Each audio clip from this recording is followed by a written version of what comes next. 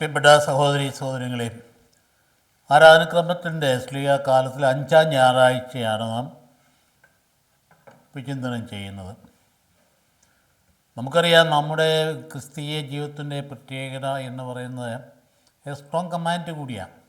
Go and preach, പോകുവിൻ, സുവിശേഷം അറിയിക്കുവിൻ. അത് മോശയുടെ കാലം തൊട്ട് കടന്നു വരുന്ന ഒരു കമാൻഡാണ്. നീ പോകണം, എൻ്റെ ജനത്തെ മോചിപ്പിക്കണം, ഞാൻ നിൻ്റെ കൂടെ ഉണ്ട്, നീ ഭയപ്പെടേണ്ട. അങ്ങനെ ആ ചരിത്രം തുറന്നു പോകുമ്പോൾ എല്ലാവരിലും കാണുന്നതല്ലേ മോശ. അതുപോലെ തന്നെ യെശയ്യാ, ആരെനിക്ക് വേണ്ടി പോകും, ഞാൻ പോകാം. പിന്നെയും ഞാൻ പറഞ്ഞു ജെറേമിയായെ പിടി. ജെറേമിയ പറഞ്ഞു, അയ്യോ എനിക്ക് പറ്റിയല്ല, ഞാൻ ബാലന. നീ ബാലനാന്ന് പറയണ്ട, നിന്നെ പിഴുതെറിയാനും പറിച്ചു നടാനും തല്ലി തകർക്കാനും പടുത്തുയർത്താനുമായിട്ട് ഞാൻ നിശ്ചയിച്ചിരിക്കുന്നു. നിൻ്റെ അമ്മയുടെ ഉദരത്തിൽ വെച്ച് തന്നെ ഞാൻ അഭിഷേകം ചെയ്തു എന്ന് പറഞ്ഞാൽ അങ്ങനെ പോവുക എന്ന് പറയുന്നതാണ്, കമാൻഡാണ്.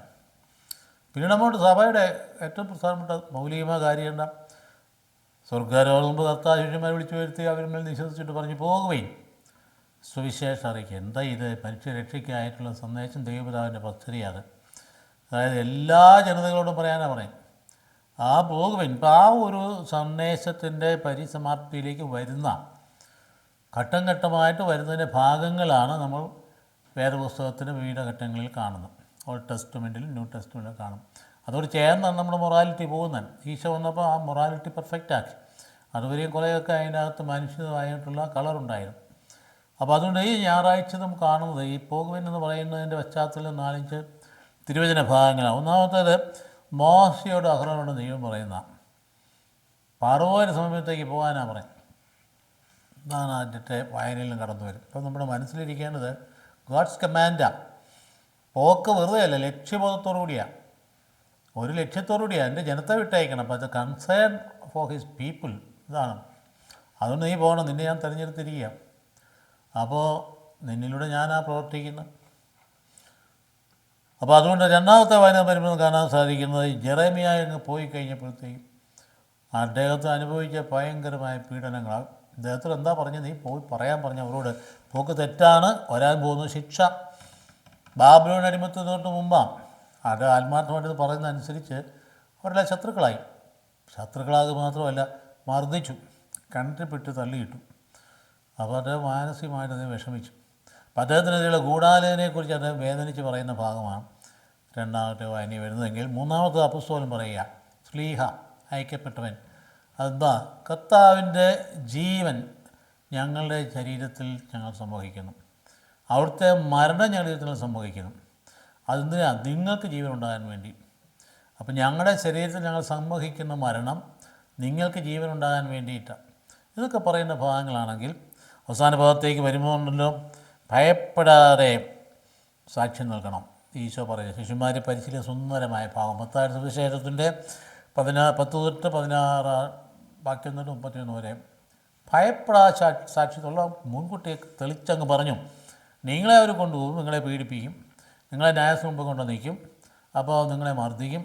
ഇതെല്ലാം പറഞ്ഞിട്ട് പറയാം, അവസാനം വരെ പിടിച്ചു നിൽക്കുന്നവർ രക്ഷപ്രാപിക്കും. ഭയപ്പെടാതെ സാക്ഷ്യം നൽകാൻ പറയുന്ന ഭാഗമൊക്കെ ലോകചരിത്രത്തിൽ തന്നെ നടന്നുകൊണ്ടിരിക്കും. 12 രാജ്യങ്ങളിൽ ലോകത്തിൽ ഇങ്ങനെ ഈശോയുടെ നാമം നിരോധിച്ചിട്ടുണ്ട്. ആ നിരോധിച്ച രാജ്യങ്ങളിലൊക്കെ അതിഭയങ്കരമായിട്ട് യേശുനാമം വളരുന്നുണ്ട്. അതിൻ്റെയൊക്കെ പിൻപിൽ വളരെ കൃത്യമായിട്ട് വചനപ്രഘോഷണം നടക്കുന്നുണ്ട്. എടുത്തുകൊണ്ട് പറയേണ്ട കാര്യമില്ല, എവിടെ നിങ്ങൾക്ക് അറിയാവുന്നതാണ്. ഏറ്റവും ശക്തമായ രീതിയിൽ സഭയെ നിരോധിച്ചിരിക്കുന്ന ഇറാൻ, അതുപോലെ മറ്റ് പല രാജ്യങ്ങളും, അവിടെയെല്ലാം നോക്കി പാകിസ്ഥാൻ ഉൾപ്പെടെ ക്രിസ്തുനാമം വളർന്നു വരുന്നു എന്നുള്ള. അപ്പം അതുകൊണ്ട് നമുക്ക് ഇന്നത്തെ വായനയിൽ പ്രധാനമായും ഈ ഒരു ചിന്ത നമ്മുടെ ഉള്ളിലിരിക്കട്ടെ. ഞായറാഴ്ച നമ്മുടെ ചിന്ത ആദ്യത്തെ ദൗത്യമായ മാമോദിസ കിട്ടിയിരിക്കുന്നത് ഈശോ മിശിഹായുടെ മരണത്തിലും ഉത്ഥാനത്തിലുള്ള പങ്കുചേരാൻ മാമോദിസയെങ്കിൽ ഈ രക്ഷ എല്ലാവർക്കും കൊടുക്കാൻ വേണ്ടി വിളിക്കപ്പെട്ടിരിക്കുന്ന, സ്ഥൈര്യലേപനത്തോടെ സ്ഥിരീകരിക്കപ്പെട്ടിരിക്കുന്ന ദൗത്യം നമുക്കുണ്ടെന്ന കാര്യം നമ്മുടെ ക്രിസ്തീയ ജീവിതത്തിൽ മങ്ങിപ്പോയി. നമ്മളിപ്പോൾ ഒരു എത്നിക് കമ്മ്യൂണിറ്റിയായി. മറ്റ് സമൂഹങ്ങളുടെ നമ്മളൊരു സമൂഹം, വിദ്യാഭ്യാസമുണ്ട്, സമ്പത്തുണ്ട്, സംവിധാനങ്ങളുണ്ട്, സ്ഥാപനങ്ങളുണ്ട്, അങ്ങനെയൊക്കെ അങ്ങ് പോവുക. പക്ഷേ തല്ലു മേടിക്കും. കാരണം കർത്താവ് അതല്ല ആഗ്രഹിച്ചു. നമുക്കിത് ആവശ്യമാണ്. മനുഷ്യൻ്റെ എന്തിനാണ്? വിമോചനത്തിനായിട്ടാണ്. വിദ്യാഭ്യാസം കൊടുക്കാൻ വിമോചനം അതിന് വേണ്ടിയിട്ടാണ്, അല്ലാതെ സമ്പത്ത് സ്വരുക്കൂട്ടി വെച്ചുകൊണ്ട് അത് എൻജോയ് ചെയ്യാൻ വേണ്ടിയിട്ടല്ല. അപ്പോൾ നമ്മുടെ ദൗത്യ നിർവഹണത്തിൽ പുറകോട്ട് പോയാൽ കഠിനമായ തിരിച്ചടി ഉണ്ടാകും, ഒരു സംശയവുമില്ല. അപ്പോൾ നമ്മൾ എത്തിനിക് കമ്മ്യൂണിറ്റി ആയിട്ട് നിൽക്കുന്നതുകൊണ്ടാണ് ഈ വചനഭാവമൊക്കെ ധ്യാനിക്കുമ്പോൾ വീണ്ടും വിചാരം വേണം. അതൊരു വ്യക്തിയിലുണ്ടായാൽ പോരാ, ഒരു മെത്താനിലുണ്ടായാൽ പോരാ, ഒരു വൈദികനുണ്ടായാൽ പോരാ, അത് സഭയ്ക്ക് പൊതുവായിട്ട് ഉണർവായിട്ടുണ്ടാകേണ്ടതാണ്. പരിശുദ്ധാത്മാവ് ചെയ്യുന്നത് തന്നെയാണ്. പരിശുദ്ധാത്മാവിൻ്റെ ഉണർവ് ആ വിധത്തിലാണ് വരുന്നത്. അപ്പോൾ അത് ഉൾക്കൊള്ളാനുള്ള മനസ്സ് നമുക്ക് വേണം. അത് നമുക്ക് ആ വായനകളിലേക്ക് തിരിയാം. ആദ്യ വായന എന്ന് പറയുന്നത് പുറപ്പാടിൻ്റെ പുസ്തകം 7-ാം അധ്യായം 1 തൊട്ട് 6 വരെ വാക്യങ്ങളാണ്. ഞാൻ ഈ പറഞ്ഞതിൻ്റെ വെളിച്ചത്തിൽ പെട്ടെന്ന് കടന്നു പോകാവുന്നതാണ്, മനസ്സിലാകുന്നതുമാണ്. എന്താ പറയുന്നത്? കർത്താവ് മോശയോട് പറയും, ഇതാ ഞാൻ ഫറവോയ്ക്ക് നിന്നെ ദൈവത്തെ പോലെ ആക്കിയിരിക്കുന്നു. അതെന്താ അങ്ങനെ പറയാൻ കാര്യം? അതായത് ഞാൻ ദൈവമാണെന്നും പറഞ്ഞിരിക്കുന്ന ആളാണ് ഫറവോ. അപ്പോൾ ദൈവം പറയുക മോശയോട്, നിന്നെ ഞാൻ ദൈവത്തെ പോലെ ആക്കിയിരിക്കുന്നു, നിൻ്റെ സഹോദരനായ അഹ്റോൻ നിൻ്റെ പ്രവാചകനായിരിക്കും എന്ന് പറയാം. ആദ്യ ഭാഗം പറയാം, വളരെ ക്ലിയർ അല്ലേ, ഇതിന് വ്യാഖ്യാനമൊന്നും ആവശ്യമുള്ള കാര്യമൊന്നുമല്ല. ദൈവം അങ്ങ് അയക്കാം. നമുക്കറിയാം എൻ്റെ ബാക്ക്ഗ്രൗണ്ട് എന്തായിരുന്നു എന്ന്. അത് എത്ര നാൾ ഒരുക്കപ്പെട്ടതിന് ശേഷം അയച്ചത്. വെറുതെ അങ്ങ് വിളിച്ച് പെട്ടെന്ന് സമ്പത്തിൻ്റെ ഇടയ്ക്ക് വളർന്നയാളാണ്. സാമ്പത്തികമായ ഔന്നത്യമുള്ള രാജകൊട്ടാരത്തിൽ ജനിച്ചപ്പം തൊട്ടേ അവിടെ വളർന്നു. ജനിച്ചത് വേറെയാണെങ്കിലും വളർന്നോടെയുള്ള എല്ലാ വിജ്ഞാനവും ഉൾക്കൊണ്ടുകൊണ്ട് എല്ലാ വിധത്തിലുള്ള കഴിവും ശക്തിയും ഒക്കെ ബലവും ഒക്കെ ഉൾക്കൊണ്ടുകൊണ്ട ആളാണിത്. അവിടുന്ന് പറിച്ച് തമ്പുരാൻ ദൂരെ കളഞ്ഞിട്ട് വെറും ഇടയനായി, വെറും ആട്ടിടയനായി, ഒന്നുമില്ലാത്തവനായി, ഒന്നുമല്ലാത്തവനായി, പ്രവാസിയായി, ഗർഷോർ തൻ്റെ പുത്രന് പേര് കൊടുത്ത പ്രവാസികളാണ്. അപ്പോൾ അങ്ങനെ ഒന്നുമില്ലാത്തവനായി നടന്നവനെയാണ് വിളിച്ച് പറഞ്ഞയക്കും. അപ്പോൾ എന്തൊരു ലക്ഷ്യ തമ്പുരാൻ്റെ പദ്ധതി കണ്ടില്ലേ? അതായത് നീ കൊണ്ടുപോകുന്നതും നീ വിജയിക്കുന്നതും നിൻ്റെ കയ്യിലിരിക്കുന്ന പണം കൊണ്ടല്ല, അല്ലെങ്കിൽ നിൻ്റെ ശക്തി കൊണ്ടോ നിൻ്റെ വലിയ ഭയങ്കരമായ നിൻ്റെ സംഘാടക ശേഷി കൊണ്ടോ ഒന്നുമല്ല. നീ വിൽക്കണം, നീ നാക്കിന് നിനക്ക് ഉളുക്കുള്ളവനാണ്. അപ്പം നീ വിളിക്കപ്പെട്ട്, പക്ഷേ ഞാൻ നിൻ്റെ കൂടെയുണ്ട്. അപ്പോൾ അതുകൊണ്ട് വളരെ കൃത്യമായിട്ട് കർത്താവിൻ്റെ വിളിയെക്കുറിച്ച് നമ്മൾ മനസ്സിലാകും. ഞാൻ നിന്നോട് കൽപ്പിക്കുന്നതെല്ലാം നീ അഹ്റോനോട് പറയണം. ഫറവോ തൻ്റെ രാജ്യത്ത് നിന്ന് ഇസ്രായേൽക്കാരെ വിട്ടയക്കാൻ വേണ്ടി നിൻ്റെ സഹോദരൻ അഹ്റോൻ അവനോട് സംസാരിക്കട്ടെ. നിനക്ക് സംസാരിക്കാൻ പറ്റുകയില്ലല്ലോ, വീക്കല്ലേ. അപ്പോൾ അതുകൊണ്ട് അഹ്റോൻ സംസാരിക്കട്ടെ, ഞാൻ ഫറവോയുടെ ഹൃദയം കഠിനമാക്കും. അതെന്തൊരു കളിയാണ് അങ്ങനെ? ഈ ശൈലി പല പ്രാവശ്യം ഉപയോഗിക്കുന്നുണ്ട്. പുതിയ നിയമത്തിലുണ്ട്, പഴയ നിയമത്തിലുണ്ട്. ഏഷ്യ അത് കൂടുതലായിട്ട് ഉപയോഗിക്കുന്നുണ്ട്. ഏഷ്യയെ പറഞ്ഞേക്കാൻ നേരത്തെ ദൈവം പറഞ്ഞതാണ്, നീ ചെന്ന് പോയി പ്രസംഗിച്ചു. ആരെനിക്ക് വേണ്ടി പോകുമെന്ന് ചോദിച്ചിട്ടാണ് ഞാൻ പോകാമെന്ന് പറയുമ്പോൾ നീ പൊക്കോ. പക്ഷേ ഒരു കാര്യം, നീ പറഞ്ഞാൽ അവർ കേൾക്കില്ല.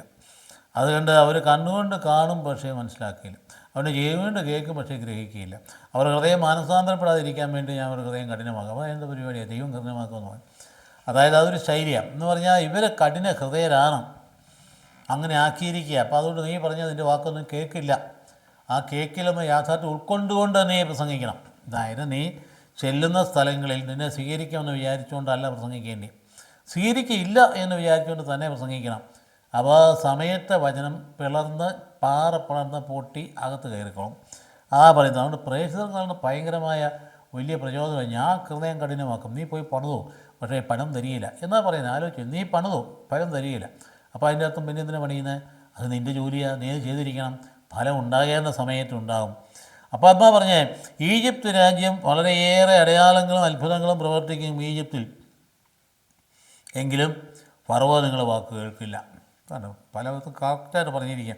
നമ്മൾ ചെയ്യാൻ പോകുന്നൊരു കാര്യം പരാജയപ്പെടുമെന്ന് ആരെങ്കിലും പറയുകയാണെങ്കിൽ ഭയപ്പെടേണ്ട. നമ്മൾ അവരിൽ ആശ്രയിച്ചല്ലേ ചെയ്യുന്നത്. നമ്മൾ ആശ്രയിക്കും, നമ്മുടെ കൂടെ ഒരുത്തനുണ്ട്, അവൻ വിജയിപ്പിക്കും. ആ ബോധ്യമുണ്ടെങ്കിൽ വേറൊരുത്തും പറഞ്ഞുകൊണ്ട് നമ്മൾ നിരാശരാകില്ല. അതുകൊണ്ട് സമൂഹം പറഞ്ഞുകൊണ്ട് നിരാശരാകില്ല. എൻ്റെ സൈന്യവും അതുപോലെ തന്നെ ജനവുമായ ഇസ്രായേലിനെ ഈജിപ്തിൽ നിന്ന് നീ പുറത്ത് കൊണ്ടുവരണം. കർത്താവിൻ്റെ സൈന്യം എന്നാണ് ജനത്തെ പറയും, കർത്താവിൻ്റെ സൈന്യം. അപ്പോൾ എന്നാ പറയുന്നത്? ഞാൻ ഈജിപ്തിനെതിരെ കൈ നീട്ടി ഇസ്രായേൽ മക്കളെ അവരുടെ ഇടയിൽ നിന്ന് മോചിപ്പിച്ച് കഴിയുമ്പോൾ ഞാനാണ് കർത്താവ് എന്ന് ഈജിപ്തുകാരും തിരിച്ചറിയും. അതാണ് തമ്പുരാൻ്റെ അടയാളമാണ്, ഈജിപ്തുകാർ തിരിച്ചറിയും. അപ്പോൾ മോശ അഹ്റോനും കർത്താവ് കൽപ്പിച്ചതുപോലെ തന്നെ പ്രവർത്തിച്ചു. അവർ ഫറവോയോട് സംസാരിക്കുമ്പോൾ മോശയ്ക്ക് 80 വയസ്സും അഹ്റോന് 83 വയസ്സുമായിരുന്നു. നോക്കാം ഏത് പ്രായത്തിലാണ് നോക്കിയാൽ 40 വയസ്സിൽ അവിടെ ചെന്നതാണ്,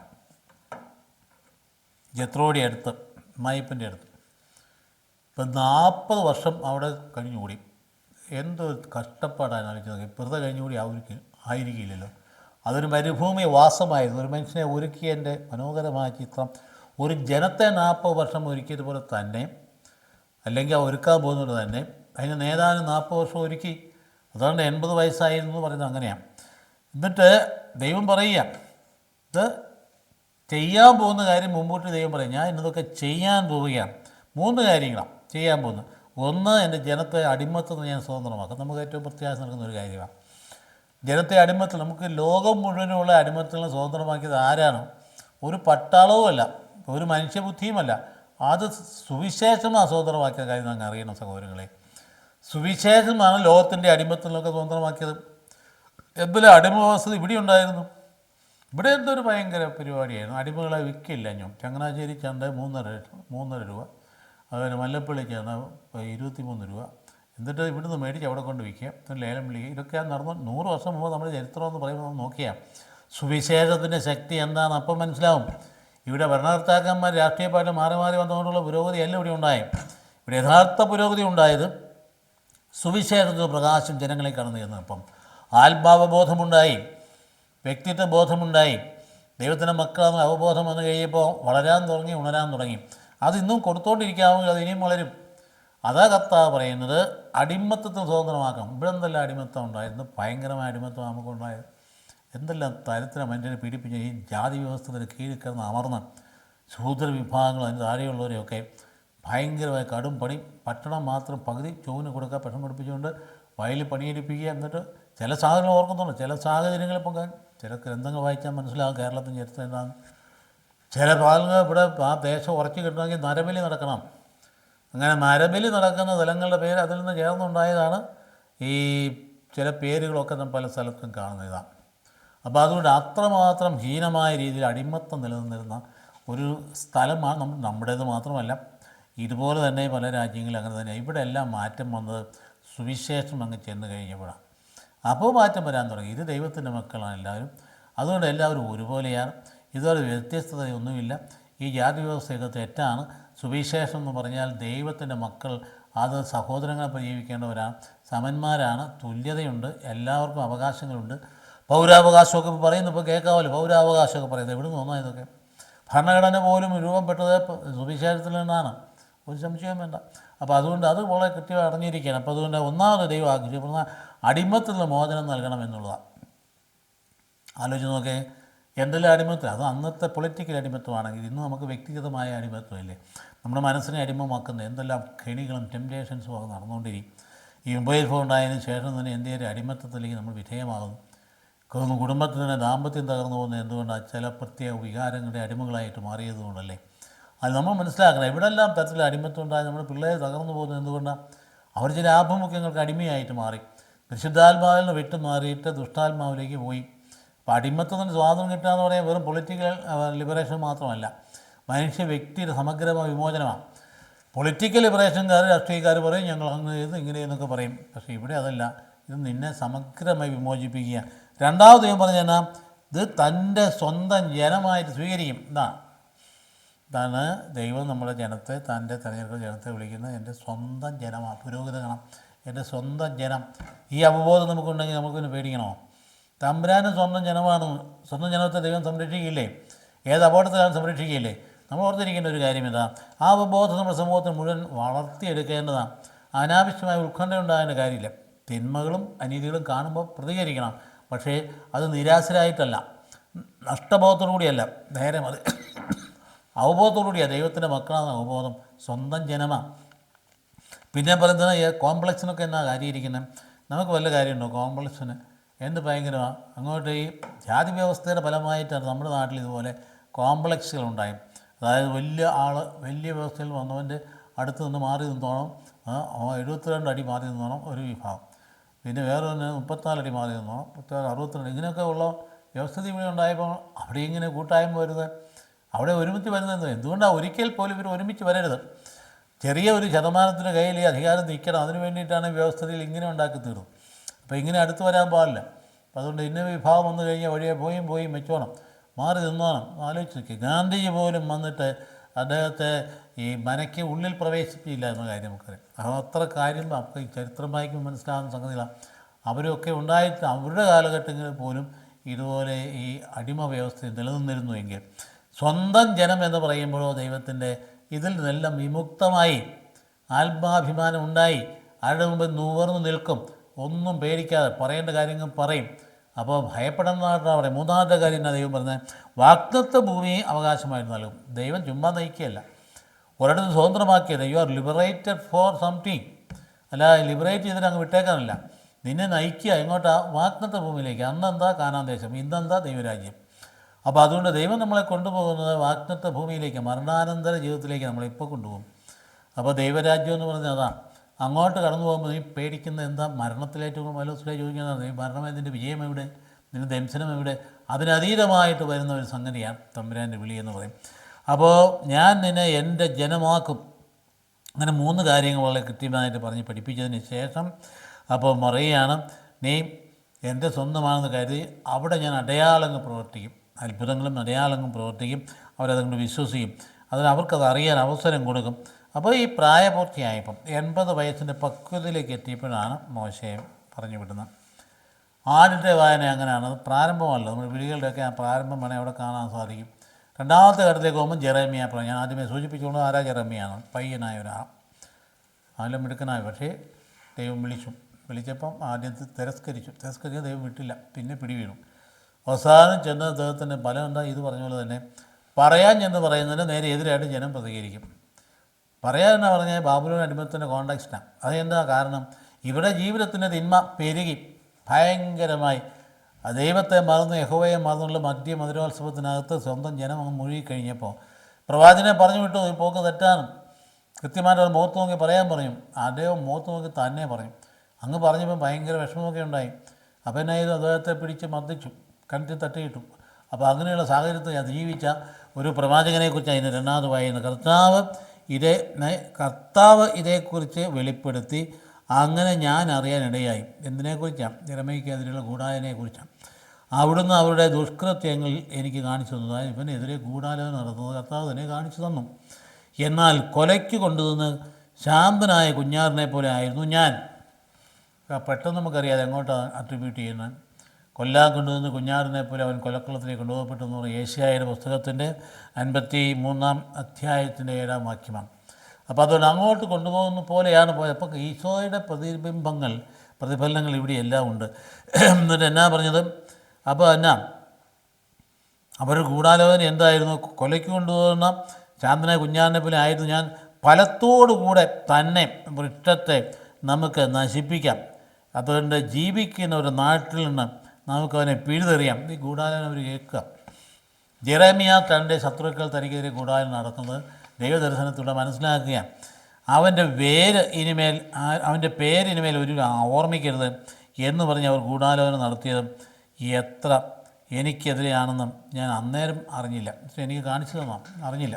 എന്നിട്ട് പറയാം, നീതിയായി വിധിക്കുന്നവനും ഹൃദയവും മനസ്സും പരിശോധിക്കുന്നവനുമായ സൈന്യങ്ങളുടെ കർത്താവേ, അവരുടെ മേലുള്ള അങ്ങയുടെ പ്രതികാരം കാണാൻ എന്നെ കാണാൻ എന്നെ അനുവദിക്കണം. ഇപ്പോൾ പുതിയ നിയമം ഓൾഡ് ടെസ്റ്റ്മെൻ്റ് ധാർമ്മികതയല്ലത്. ശത്രുക്കളെ സ്നേഹിക്കാൻ ഈശോ പഠിപ്പിച്ചത്. അപ്പോൾ അന്ന് ഓൾഡ് ടെസ്റ്റ്മെൻ്റ് ധാർമ്മികതയിലായി പറയുന്നത് അവരുടെ പ്രതികാരം ചെയ്യണം. അപ്പം അന്ന് പുതിയ നിയമത്തിലാണെങ്കിൽ പറയില്ല, പ്രതികാരം ചെയ്യാൻ പറയത്തില്ല, നീ സഹിക്കാനേ പറയുള്ളൂ, ശത്രുക്കളെ സ്നേഹിക്കാൻ പറയണം. എന്നിട്ട് പറയാം, അങ്ങയുടെ പ്രതികാരം കാണാൻ എന്നെ അനുവദിക്കണമേ. അവിടുന്നാണല്ലോ എൻ്റെ ആശ്രയം.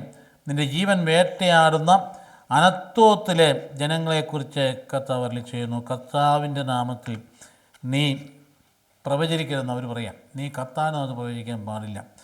പ്രവചിച്ചാൽ നിന്നെ ഞങ്ങൾ കൊല്ലും എന്നവർ പറയുന്നു. ആകയാൽ സൈന്യങ്ങളെ കർത്താവ് അരുളി ചെയ്യുന്നു, അവരെ ഞാൻ ശിക്ഷിക്കും. യുവാക്കൾ വാളിനിരയാകും. അവരുടെ പുത്രന്മാരും പട്ടിണി കിടന്ന് മരിക്കും. അവരിൽ ആരും അവശേഷിക്കില്ല. അത് പറയുന്നത് ബാബിലോൺ അടിമത്തത്തെക്കുറിച്ചാണ്. വരാൻ പോകുന്ന കാര്യത്തെക്കുറിച്ച് പറയുന്നതൊക്കെ. അനത്വത്തിലെ ജനങ്ങളോട് കണക്ക് ചോദിക്കുന്ന ആണ്ടിൽ ഞാൻ അവരുടെ മേൽ തിന്മ വർഷിക്കണം, ദൈവം തന്നെ പറയുന്നത്. അതൊന്നും കേൾക്കാം. ഇതാണ് 2ാമത്തെ വായന. അപ്പോൾ യെരമ്യാ പ്രവാചകനെക്കുറിച്ച് ചിന്ത നമുക്കുണ്ടാകുന്നത് നല്ലതാണ്. അപ്പോൾ എപ്പോഴാണ് അത് തന്നെ ഒരു 4-5 ടെക്സ്റ്റുകളുണ്ട് അദ്ദേഹം തന്നെ സ്വയം നിരാശപ്പെട്ടു പോകുന്നത്. അതായത് 15-ാം അധ്യായം 10-21 വരെ യെരമ്യായിൽ പറയുന്നതാണ്. അത് അമ്മയോട് പറയുക, എന്താ ചോദിക്കുക? എൻ്റെ അമ്മ, എനിക്കെന്ത് ദുരിതമാണ്. നാട്ടിലെങ്ങും കലഹത്തിനും കലാപത്തിനും കാരണക്കാരനാകാൻ എന്നെ നീ പ്രസവിച്ചത് എന്തിനാണെന്ന് ചോദിക്കുന്നു. അതൊക്കെ നോക്കിയാൽ അതായത് ഹൃദയവ്യഥം കണ്ടോ? എന്നെ പ്രസവിച്ചതിന് കർത്താവെ അങ്ങയുടെ എന്ത് ചെയ്യാം? വചനങ്ങൾക്ക് കണ്ടെത്തിയപ്പോൾ ഞാനത് അനുഭവിച്ചു, ഞാനത് ഭക്ഷിച്ചു. അവ എനിക്ക് ആനന്ദമൃതമായും എൻ്റെ ഹൃദയത്തിൽ സന്തോഷമുണ്ടായി. എന്നാൽ സൈന്യങ്ങളുടെ ദൈവമായ കർത്താവെ, ഞാൻ അവിടുത്തെ നാമത്തിൽ എല്ലാം ഇപ്പോൾ അത് ക്ലേശിക്കുകയാണ്. അപ്പം നിന്നെ രക്ഷിക്കാനും മോചിപ്പിക്കാനുമായി ഞാൻ നിന്നോട് കൂടി ഉണ്ടെന്ന് മറുപടിയൊക്കെ പറയുന്നുണ്ടെങ്കിൽ പോലും വിഷമിക്കുന്നതായിട്ട് അവിടെ നാം കാണുന്നത്. വചനം ആനന്ദാമൃതമായി ഇപ്പം ഞാൻ നിങ്ങളുടെ കൂടി ഉണ്ടെന്ന് ഉറപ്പ് കിട്ടുന്നു. അതുപോലെ ജെറമ്യ 17 അധ്യായത്തിൻ്റെ 14-15 വാക്യങ്ങളിൽ അദ്ദേഹം പറയുകയാണ്, ഈ ജനത്തിൻ്റെ നീക്കം, കർത്താവേ എന്നെ സുഖപ്പെടുത്തണമേ, അപ്പോൾ ഞാൻ സൗഖ്യമുള്ളവനാകും. എന്നെ രക്ഷിക്കണമേ, അപ്പോൾ ഞാൻ രക്ഷപ്പെടും. അങ്ങ് മാത്രമാണ് എൻ്റെ പ്രത്യാശ. എന്നെ പീഡിപ്പിക്കുന്നവർ ലജ്ജിതരാകട്ടെ, ഞാൻ ലജ്ജിതനാവാതിരിക്കട്ടെ. അവർ സംഭ്രമിക്കട്ടെ, ഞാൻ സംഭ്രമിക്കാതിരിക്കട്ടെ. അപ്പോൾ പശ്ചാത്തലം ഇത് തന്നെയാണ്. അത് അദ്ദേഹത്തിൻ്റെ മാനസികമായ വ്യഥയാണ് അവിടെയും കാണാം. പിന്നീട് അവൻ കാണുന്ന വരെ ഭാഗങ്ങൾ 18 അധ്യായം 21 വായിക്കാം. അപ്പോൾ അവൻ പറഞ്ഞു, വരൂ നമുക്ക് യെരമ്യയ്ക്കെതിരെ ഗൂഢാലോചന നടത്താം. വരൂ നമുക്കവനെ നാവ് കൊണ്ട് തകർക്കാം. അവർ എൻ്റെ ജീവന് വേണ്ടി കുഴി കുഴിച്ചിരിക്കുന്നു, എൻ്റെ കാലുകൾക്ക് അവർ കെണി വെച്ചിരിക്കുന്നു എന്ന് പറഞ്ഞുകൊണ്ടത് വിഷമിക്കുന്നതെങ്കിൽ ഏറ്റവും ഭയങ്കരമായ തീവ്രമായ ദുഃഖം നമ്മൾ കാണുന്നത് യെരമ്യ 20 ആണോ. അവിടെ കർത്താവിനോട് വഴക്കുണ്ടാകാം. കർത്താവെ അങ്ങനെ വഞ്ചിച്ചിരിക്കുന്നു പറയുന്നത്. ഇപ്പോൾ ഈശോ പറഞ്ഞ് നിൽക്കുകയാണ്, കർത്താവ് ആ ദൗത്യ നിർവഹണത്തിൻ്റെ ക്ലേശം കൊണ്ട് മടുത്തിട്ട് മനസ്സ് വേദനിച്ചിട്ട് വരാൻ പോകുന്നത് കണ്ടിട്ട് കർത്താവ് അങ്ങനെ വഞ്ചിച്ചിരിക്കുന്നു. ഞാൻ വഞ്ചിതനായി, അങ്ങ് എന്നേക്കാൾ ശക്തനാണ്, അങ്ങ് വിജയിച്ചിരിക്കുന്നു. ദിവസം മുഴുവൻ ഞാൻ പരിഹാസപാത്രമായി. കാരണം ഈ വചനം അങ്ങോട്ട് ചെല്ലുമ്പോൾ കളിയാക്കുക എല്ലാവരും എന്നെ പരിഹസിക്കുന്നു, അപഹസിക്കുന്നു. അതുകൊണ്ട് വാ തുറക്കുമ്പോഴൊക്കെ ഞാൻ എന്താ പറയുന്നത്, കലകം, കൊള്ള ഇതെല്ലാം നടക്കാൻ പോകുന്ന കാര്യമാണ്. ഈ ബാബിലോൺ ചക്രവർത്തി വന്നിട്ട് എല്ലാത്തിനെയും പിടിച്ച് പട്ടാളക്കാരാണ്ട് എല്ലാത്തിനും തല്ലിക്കൊല്ലും, പിടിച്ച് കെട്ടിക്കൊണ്ടുപോകും. ചിലതിനൊക്കെ അന്ന് സദക്യാരാവിന് കണ്ണ് ചുഴന്നെടുത്തോണ്ടാണ് പോയി. അപ്പോൾ എല്ലാത്തിനും കൊണ്ട് ഇതെല്ലാം മുൻപ് കണ്ടുകൊണ്ടാണ് പറയുന്നത്. വരാൻ പോകുന്നത് ഞാൻ വാ തുറക്കുമ്പോഴൊക്കെ ഇതൊക്കെ തന്നെയാണ് പറയുന്നത്. പക്ഷേ ഒരു കാര്യം, ഈ ജനം ഇങ്ങനെ അങ്ങ് പെരുമാറും. ഞാൻ നിൻ്റെ വചനമുണ്ടല്ലോ, അതെനിക്ക് ഇടപെടാതെ നിന്ദനത്തിനും പരിഹാസത്തിനും കാരണമാവുകയാണ്. അതുകൊണ്ട് ഞാൻ ഒരു കാര്യം ചെയ്യും, ഇതിനെ കൂടെ മിണ്ടിയില്ല, അവിടുത്തെ പറ്റി ഞാൻ ഒന്നും പറയേയില്ല എന്ന് ഞാൻ മനസ്സിൽ പറഞ്ഞു. എന്നിട്ട് സ്വയം പറയുക, ഞാൻ പറഞ്ഞു, പക്ഷേ എൻ്റെ ഹൃദയത്തെ ദഹിപ്പിക്കുന്ന അഗ്നി എൻ്റെ അസ്ഥികളിൽ അടച്ചിട്ടിരിക്കുമ്പോൾ എനിക്ക് വാട്ട് വണ്ടർഫുൾ ഫ്രേസല്ലേ ആലോചിച്ചത്. The fire of God, the word of God is like fire shut up in my bones എന്നാണ് പറയുന്നത് ഇംഗ്ലീഷിൽ. എത്ര സുന്ദരമായ വാക്കാണ്. The word of God is like a fire shut up in my bones. എൻ്റെ അസ്ഥിയിൽ അടയ്ക്കപ്പെട്ട അഗ്നി പോലെ എനിക്ക് വചനം അനുഭവപ്പെടുമെന്ന് പറയുക. എന്നിട്ട് എന്നാ പറയുന്നത്, ഞാൻ പറഞ്ഞ ദിവസം, എന്നിട്ട് വീണ്ടും നിരാശപ്പെടുക, ഞാൻ പറഞ്ഞ ദിവസം ശപിക്കപ്പെട്ടു പോകട്ടെ. നിനക്കൊരു ആൺകുട്ടി ജനിച്ചിരിക്കുന്നു, എൻ്റെ അപ്പനോട് ഇത് പറഞ്ഞവനും നശിച്ചു പോകട്ടെ. അവൻ എന്തുകൊണ്ട് എന്നെ അമ്മയുടെ ഉദരത്തിൽ വിളിച്ച് കൊന്നില്ല, ഞാൻ എന്തിനാ ഇങ്ങോട്ട് ജനിച്ചത്, ഇതെല്ലാം കാണാനാണ് എന്ന് ചോദിക്കുന്ന ഭാഗം. ഇതാണ് ജെറമ്യ. അപ്പോൾ അതുകൊണ്ട് അദ്ദേഹത്തെ പ്രത്യേകിച്ച് 53 അധ്യായം 7 വാക്യത്തിൽ യേശയ്യ പറയുന്ന പോലെ തന്നെയാണ്. കൊലയ്ക്ക് കൊണ്ടുപോകുന്ന കുഞ്ഞാടിനെ പോലെ കൊണ്ടുപോകുന്നു. അപ്പോൾ ദൈവം ആ നീതി വിധിക്കുന്നവൻ, ഹൃദയവും മനസ്സും പരിശോധിക്കുന്നവൻ, സൈന്യങ്ങൾ കർത്താവ് എവിടുന്നാണ് ഇരിക്കുവാണെങ്കിൽ തന്നെയും സ്വന്തം ആളുകളും ഉയർത്തിവിടുന്ന ഒരു ഭയങ്കരമായ ശത്രുത ഒരു പ്രവാചകനും സ്വന്തം നാട്ടിൽ അംഗീകരിക്കപ്പെടുകയില്ല. കർത്താവ് പറഞ്ഞത് വെറുതെ പറഞ്ഞതല്ല. ഒരു പ്രവാചകനും സ്വന്തം നാട്ടിൽ അംഗീകരിക്കപ്പെടുകയില്ല എന്ന് വളരെ കൃത്യമായിട്ട് പറയുന്നു. ഇപ്പം ആ ജെറമ്യായുടെ ആ ഒരു വേദന അനുഭവിച്ചുകൊണ്ടാണ് അദ്ദേഹം തന്നെ ദൗത്യം നിർവഹിക്കും. അപ്പം നമ്മുടെ ജീവിത യാഥാർത്ഥ്യങ്ങളിൽ നമ്മൾ സത്യം പറയുമ്പോൾ ഒരുപാട് പേരെ എതിർത്തൊന്നു വരാം. അതുകൊണ്ട് പറയാതിരിക്കണോ? ഇന്ന് നാം കാണുന്നതെല്ലാം കോംപ്രമൈസിങ് തിയോളജിയാണ്. എന്താ നമുക്കത് ചെയ്യാതില്ല, ഇത് വെറുതെ വല്ല പൊല്ലാപ്പിന്തിനെ വലിച്ചു വയ്ക്കുന്നു പറഞ്ഞ് സത്യം പറയേണ്ടടുത്ത് പറയാതിരിക്കുന്നു. തെറ്റാണത്. പ്രതികരിക്കണം, പേടിക്കാതിരിക്കണം. നമുക്കതിന് ശത്രുത ഉണ്ടായെന്ന് വരും. പക്ഷേ ചെയ്യേണ്ടത് ചെയ്തില്ലെങ്കിലോ, നമ്മൾ പറഞ്ഞില്ലെങ്കിൽ പിന്നെ ആരാ പറയും? സത്യം കൈപ്പിടിച്ചുകൊണ്ട് ഉൾക്കൊണ്ടുകൊണ്ട് നടക്കുന്ന മനുഷ്യൻ നീ പറഞ്ഞില്ലെങ്കിൽ പിന്നെ ആരാ പറയേണ്ടി? അപ്പോൾ അതുകൊണ്ട് എല്ലാം കോംപ്രമൈസ് ചെയ്യുന്ന രീതി നമുക്കുണ്ടെങ്കിൽ അത് തെറ്റാണ്, അത് മാറ്റിയെടുക്കേണ്ട എന്ന് വിചാരിച്ച് കാണുന്നതിനെല്ലാം എതിർക്കണമെന്നല്ല എൻ്റെ അർത്ഥം. ആത്മാവിൽ നമ്മൾ സത്യത്തിന് സാക്ഷിയിലായിട്ട് വരണം. ഇത് കഴിഞ്ഞാൽ പിന്നെ ഈശോ പൗലോസ്ലിയുടെ അനുഭവത്തിലേക്കാണ് മൂന്നാമത്തെ വായന വരുന്നത്. 2 കൊറിന്ത്യൻസ് 4:7-12. നമുക്ക് ഈ ലേഖനങ്ങളെക്കുറിച്ച് അറിയാമല്ലോ. എങ്കിലും ഈ ലേഖനമൊക്കെ ഉണ്ടായ പൗലോസ്ലിയ ഈ ലേഖനമൊക്കെ എഴുതി കിടക്കുന്നതാണ്. ഇന്നത്തെ ഞങ്ങളെപ്പോലെയല്ലേ പഠിപ്പിക്കുന്ന പ്രൊഫസർമാരെ പോലെ ഫാൻ്റെ കീഴിൽ ഇരുന്നുകൊണ്ട് സൗകര്യമായ ഭക്ഷണം കഴിച്ചിട്ട് സുഖമായിട്ട് ഇരുന്നിട്ട് വായിച്ച് ധ്യാനിച്ചിട്ട് തല്ലുത്. ഇത് അതിന് പിടിക്കപ്പെട്ട കാരാഗ്രഹത്തിലൊക്കെ അടയ്ക്കപ്പെട്ട എണീറ്റ് നിൽക്കാൻ പോലും ഇല്ലാത്ത ഇരുട്ടറയിൽ കിടന്നുകൊണ്ടാണ് ഈ സഭകൾക്കൊക്കെ ഈ എഴുത്തുകൾ എഴുതിയത്. ഇത് അദ്ദേഹം എവിടെ കിടന്ന് എഴുതി തൻ്റെ സഭയ്ക്കൊക്കെ ഉണ്ടാകുന്ന വിഷമങ്ങളിലും വേദനിച്ചിട്ട് അതിന് പരിഹാരം നിർദ്ദേശിക്കുക. അപ്പോൾ മറ്റൊരു കാര്യം കൂടിയുണ്ട്, അവർക്ക് മറ്റൊരു സംഗതി അറിയാം. അവരുടെ പ്രശ്നങ്ങൾക്ക് പരിഹാരം പറയാൻ പറ്റുന്ന ഒരാളവരുടെ കൂടെ ഉണ്ടാകുന്ന പൗലോസ്ലിയ. അതായത് അവർക്ക് ഇടയിൽ പ്രശ്നം ഉണ്ടായപ്പോൾ അവരെന്നാ ചെയ്യുന്നത്, അവർ ക്ലോയെ എന്ന് പറയുന്ന ആൾ വഴിയായിട്ട് പറഞ്ഞ ചിഹ്നൻ്റെ കാര്യങ്ങൾ പിടികൊണ്ട് നടക്കും. അല്ല നാട്ടിൽ കൂടെ പറഞ്ഞുകൊണ്ട് നടക്കുകയായിരുന്നില്ല.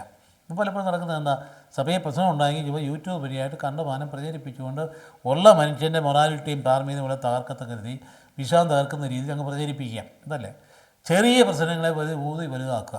അല്ലെങ്കിൽ നമുക്ക് എന്തെങ്കിലും ആരുടെ വിരോധമുണ്ടെങ്കിൽ അവരെ മുഴുവൻ താഴ്ത്തി കെട്ടിക്കൊണ്ട് കരുതിയേക്കുക. ഇതൊന്നുമല്ല അവർ ചെയ്തിരുന്നത്. അവരുടെ പ്രശ്നം ഉണ്ടായിരുന്നു. ആ പ്രശ്നം എന്ത് ചെയ്യുന്നു, ക്ലോയെ എന്ന് പറയുന്ന ഒരു വ്യക്തി, ചിലർ പറയുന്ന ഒരു സ്ത്രീയാണ്, ചിലരൊന്നുമല്ല, ഒരു വലിയ ധനാട്ടിനായ ബിസിനസ്സുകാരനാണ്. എന്തായാലും ശരി, വ്യാഖ്യാതകർ എന്ന് പറഞ്ഞാൽ അയാൾ വഴിയായിട്ട് പറഞ്ഞയക്കാം. അയാൾ ചെന്ന് റിപ്പോർട്ട് കൊടുത്തു, എവിടെ ഇഷ്ടം മൊത്തം പ്രശ്നമായിട്ടോ, എന്തെല്ലാം പ്രശ്നങ്ങൾ അവിടെ കിടക്കുന്നു. അവർ തമ്മിൽ നേതൃത്വ പ്രശ്നമുണ്ട്. പല 2, 3, 4 ഗ്രൂപ്പാണ്. തന്നെയല്ല അവരിൽ ചിലരൊക്കെ ഭയങ്കര അധാർമികരാണ്. കാരണം ഈ ഭാര്യയുടെ പ്രിൻസിപ്പളൊന്നും കീപ്പ് ചെയ്യുന്നില്ല. സ്വന്തൻ്റെ അപ്പൻ്റെ സ്റ്റെപ്പ് മദറും ഒക്കെ ആയിട്ട് അഭിഹിത ബന്ധത്തിൽ കഴിയുന്നുണ്ട്. പിന്നെ തന്നെയല്ല കേസ് അങ്ങോട്ടും പരസ്പരം കേസും കൊടുത്ത് നടക്കുക. സഹോദരങ്ങൾ ഒരു കുർബാന സ്വീകരിക്കുകയും ചെയ്യും. സ്വന്തം സഹോദരനെതിരായിട്ട് കേസ് കൊടുത്തിട്ട് കുർബാനയും സ്വീകരിക്കും. എന്നിട്ട് അങ്ങനെ അങ്ങ് പോയിട്ട് എന്താ ചെയ്യുന്നത്, ഇല്ല ഭയങ്കര പ്രശ്നമായി. അതിനേക്കാൾ കൂടുതൽ കരിസ്മാറ്റിക്കാരെന്ന് പ്രസംഗിച്ച് വഴിതെറ്റിച്ച് കുറേ പേരെ കർത്താവ് ഇപ്പം വരും, അതുകൊണ്ട് കല്യാണം കഴിച്ചവർക്കാരും മക്കളുണ്ടാവരുത്, ദാമ്പത്യ ബന്ധം വളരെന്നൊക്കെ പറഞ്ഞ് പിടിപ്പിച്ചുകൊണ്ട് തെറ്റിദ്ധാരണ കണ്ടുപോകാനായിട്ട് വളർന്നു. അതുപോലെ തന്നെ എന്തോ ഭയങ്കര സംഗതികളാണ്. വിഗ്രഹം കർപ്പിച്ച ഭക്ഷണം കഴിക്കാവുന്ന കഴിക്കരുതെന്ന് വേറെ വരും. ഇതൊക്കെ വലിയ മുഴുത്ത പ്രശ്നങ്ങളാണ്. കാരണം അവിടെ മാംസം കിട്ടണമെന്നൊക്കെ ഏതെങ്കിലും വിഗ്രഹത്തിന് അർപ്പിച്ചത് ആ നാട്ടിൽ കിട്ടുകയുള്ളൂ. അപ്പോൾ അത് കഴിക്കരുതെന്ന് പറഞ്ഞാൽ എന്നാ ചെയ്യും, കഴിക്കണമെന്ന് പറഞ്ഞ് വിഗ്രഹാരാണെന്ന് പറഞ്ഞ് കുറ്റപ്പെടുത്തി എന്നാ ചെയ്യും. അങ്ങനെയെല്ലാം പറഞ്ഞിട്ട് ആ പട പ്രശ്നം ഉണ്ടാക്കി കഴിഞ്ഞ് മരിച്ചവരെ ഉത്ഥാനം ചെയ്ത് കഴിഞ്ഞാൽ എങ്ങനെ ഇരിക്കും, മരിച്ചവർക്ക് ഉത്ഥാനം ഉണ്ടോ ഇല്ലെന്ന് പറയുന്നത് സദോക്കിയരുടെ പിൻഗാമി കുറേ ആൾക്കാരുണ്ട്.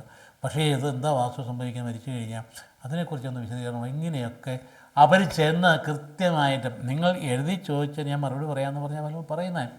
ആ ഒരു ലേഖനത്തിന് 2-ാം ലേഖനത്തിൽ വരുമ്പോഴത്തേക്ക് ഇവർ തമ്മിൽ പിണങ്ങി കഴിഞ്ഞപ്പോഴത്തേക്ക് പിണക്കം തീർക്കാൻ വേണ്ടി ഒരു കത്ത് ശക്തിയായിട്ടങ്ങ് എഴുതി. അത് അവർ ചിലപ്പോൾ മുറിപ്പെടുത്തി. പക്ഷേ മുറിപ്പെടുത്തിയപ്പോൾ പുള്ളി വീണ്ടും പറഞ്ഞ് കണ്ണീരോടുകൂടി കത്തെന്ന് പറയുന്നത് വീണ്ടും എഴുതി രമ്യപ്പെട്ടു.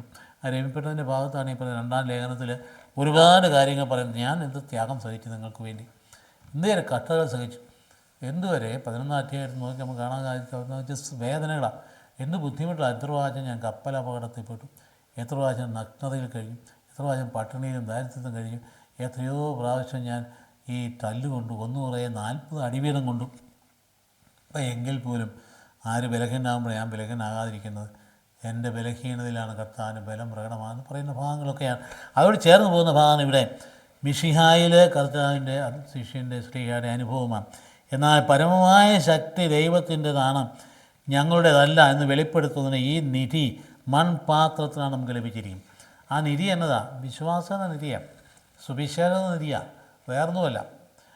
മറ്റു പല കാര്യം പണ്ട് ചില ആത്മീയരാക്കുമ്പോൾ ബ്രഹ്മചര്യമായിട്ട് കണക്കാക്കിയും അതല്ലത്. ആ കാലഘട്ടത്തിൽ അങ്ങനെ ഇന്നത്തെ പോലെ ഓർഗനൈസ്ഡുള്ള കമ്മ്യൂണിറ്റി ലൈഫോ അങ്ങനെയുള്ള ഒന്നുമില്ലായിരുന്നു. ആ നിധി എന്ന് പറയുന്നത് സുവിശേഷമാണ്, വിശ്വാസമാണ്, നിധിയാണ്. ഞങ്ങളെല്ലാവരിലും ഞെരുക്കപ്പെടുന്നുണ്ട്, പക്ഷേ തകർക്കപ്പെടുന്നില്ല. അവിടുത്തെ പഠിക്കേണ്ട കാര്യം ഞെരുക്കമുണ്ട്, പക്ഷേ ഞങ്ങൾക്ക് മനസ്സിന് തകർച്ചയൊന്നുമില്ല. ഞങ്ങൾ വിഷമിപ്പിക്കപ്പെടുന്നുണ്ട്, പക്ഷേ ഭഗ്നാശരാകുന്നില്ല. എന്നാ വിഷമിച്ചാലും ശരി ഞങ്ങൾക്ക് സംശയങ്ങളൊന്നുമില്ല. അല്ലെങ്കിൽ തന്നെ ഞങ്ങൾ പീഡിപ്പിക്കപ്പെടുന്നുണ്ട്, പക്ഷേ പരിത്യക്തരാകുന്നില്ല. പീഡനങ്ങൾ സഹിക്കുന്നുണ്ട്, അടിച്ചു വീഴ്ത്തപ്പെടുന്നുണ്ട്, പക്ഷേ നശിപ്പിക്കപ്പെടുന്നില്ല. എത്ര കൃത്യമായിട്ട് പ്രസംഗം പറഞ്ഞു വെച്ചിരിക്കണം. അദ്ദേഹത്തിൻ്റെ വ്യക്തിത്വത്തിൻ്റെ പ്രത്യേകതയാണിത്. അതുകൊണ്ട് തൻ്റെ ഈശോമിശിഹായുടെ മരണമാണ് ഞങ്ങളുടെ ശരീരത്തിൽ സംഭവിക്കുന്നത്. അവർക്ക് വേണ്ടി നിങ്ങൾക്ക് ജീവൻ ഉണ്ടാകാൻ വേണ്ടി. അപ്പോൾ ദൈവത്തിൻ്റെ സന്നിധി വീണ്ടും പറയാം, അതായത് ഞങ്ങളിൽ മരണവും നിങ്ങളിൽ ജീവനും പ്രവർത്തിക്കണം. ഞാൻ വിശ്വസിച്ചു, അതിനാൽ ഞാൻ സംസാരിച്ചു. ഇത് എന്ന് എഴുതിയവൻ്റെ വിശ്വാസ ചൈതന്യം തന്നെ അത് ഞങ്ങൾക്കുള്ളത് കൊണ്ട് ഞങ്ങളും വിശ്വസിക്കുകയും സംസാരിക്കുകയും ചെയ്യുന്നു. കർത്താവായ യേശുവിനെ ഉയർപ്പിച്ചവൻ യേശുവിനോടുകൂടി ഞങ്ങളെയും ഉയർപ്പിക്കുമെന്ന് നിങ്ങളോടൊപ്പം അവിടുത്തെ സന്നിധിയിൽ കൊണ്ടുവരുമെന്നും ഞങ്ങൾ അറിയുന്നു. മരണാനന്ത ജീവിതത്തെക്കുറിച്ച് ഉറപ്പാണ് നൽകുന്നത്. അങ്ങനെ കൂടുതൽ ആളുകളിൽ കൃപ സമൃദ്ധമായി ദൈവമഹത്വത്തിന് കൂടുതൽ കൃതജ്ഞത ഞാൻ അർപ്പിക്കുകയാണ്. ഞങ്ങൾ ഭക്താശരാകുന്നില്ല. ഞങ്ങളുടെ ബാഹ്യ മനുഷ്യൻ ക്ഷയിച്ചുകൊണ്ടിരിക്കുകയാണെങ്കിലും ആന്തരിക മനുഷ്യൻ അനുദിനം നവീകരിക്കപ്പെടും. അപ്പം നമ്മുടെ വ്യക്തിത്വത്തിന് 2 മാനങ്ങളുണ്ട്. ഒരു ബാഹ്യമായ മാനമാണെങ്കിൽ മറ്റൊരു ആന്തരികമായ മാനമാണ്. അത് പ്രായം ചെല്ലുന്നതോറും മരണത്തിലെടുക്കുന്നതോറും ആന്തരികമായ മാനം വളർന്നവരുടെ. അപ്പോൾ പറയാം, ഞങ്ങളുടെ ക്ലേശങ്ങൾ നിസ്സാരവും ക്ഷണികവുമാണ്.